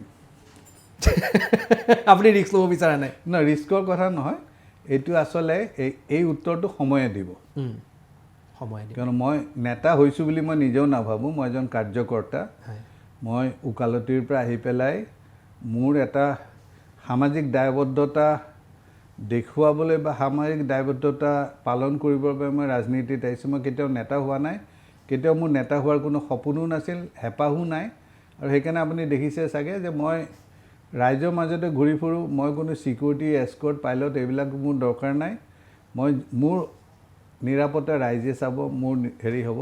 গতিকে এইটো এটা বিষয় যিটো সময়ে উত্তৰ দিব। গতিকে আজি মই এইটো কোনো উত্তৰ দিব নোৱাৰিম। অন্তিমটো ৰেপিড ফায়াৰ প্ৰশ্ন। এইকেইজনৰ যিকেইজনৰ নাম ক'ম তাৰ ভিতৰত আপুনি সকলোতকৈ ফিউচাৰিষ্টিক বা মানে ভাল মুখ্যমন্ত্ৰী পদৰ মেটেৰিয়েল বুলি আপুনি কাক বুলি ভাবে? কোন হয় চিফ মিনিষ্টাৰিয়েল মেটেৰিয়েল? গৌৰৱ গগৈ, লুৰিণজ্যোতি গগৈ, দিলীপ শইকীয়া আৰু অখিল গগৈ। মই কৈছোঁৱে যে মই এই গোটেইকেইজনকে ব্যক্তিগতভাৱেও নাজানো, তেখেতসকলৰ কাৰ্যপন্থাও মই তেনেকৈ দেখা নাই। দিলীপ শইকীয়া নতুনকৈ আমাৰ দলৰ নেতৃত্বত আহিছে। আপুনি যদি এইটো মোক আৰু 2 বছৰ পিছত সোধে তেতিয়াহ'লে মই উত্তৰ দিব পাৰিম। আজি তাৰমানে এইকেইজনৰ ভিতৰত এজনকো আপুনি ফিউচাৰ লিডাৰ হিচাপে দেখিব? ফিউচাৰ লিডাৰ হিচাপে ভবা আৰু মই এই সম্পৰ্কে কোনো চিন্তা মই কৰাই নাই। সেই চিন্তা কৰা নাই। মই যেতিয়া চিন্তা কৰিম, যেতিয়া মোৰ চিন্তা কৰি মোৰ এটা ধাৰণা হ'ব, তেতিয়াহে মই উত্তৰ দিম। মই কুৱেশ্যন পেপাৰখন দেখিয়ে মই কোনটো এনচাৰ কৰিম সেইটোতো মই টিক মাৰি দিব নোৱাৰোঁ নহয়। মই গোটেইখন চাই লওঁ কোনটো কৰিলে ভাল হয়, কোনটো সঠিক হ'ব, তাৰপিছতহে মই উত্তৰ দিব পাৰিম। ঠিক আছে, ধন্যবাদ জনাইছোঁ সিদ্ধাৰ্থ ভট্টাচাৰ্য ডাঙৰীয়া। আপুনি যথেষ্ট স্পষ্টতাৰ উত্তৰ দিলে আৰু আমাৰ তালৈ আহিলে ধন্যবাদ জনাইছোঁ। এয়া আছিল মুখামুখিত সিদ্ধাৰ্থ ভট্টাচাৰ্য। শেষৰ 2টা প্ৰশ্নত তেওঁ পাছ কৰিলে, কিন্তু ইয়াৰ অন্তৰালৰ কাহিনীটো কি পৰৱৰ্তী সময়ত আমি নিশ্চিতভাৱে গম পাম। কিন্তু আজি যথেষ্ট স্পষ্টতাৰে সিদ্ধাৰ্থ ভট্টাচাৰ্যই সকলো বিষয়ক তেওঁ দাঙি ধৰিলে আৰু সকলো স্পষ্টতাৰে সকলো উত্তৰ দিলে। আন এটা খণ্ডত আৰু এজন এনে ধৰণৰ কোনো বিভিন্ন ক্ষেত্ৰৰ বিশিষ্ট ব্যক্তিক মই আপোনালোকৰ ওচৰলৈ লৈ আহিম। মুখামুখিৰ আজি অনুষ্ঠানৰ পৰা মই ডিকেট শৰ্মাই বিদায় লৈছোঁ। ধন্যবাদ, নমস্কাৰ।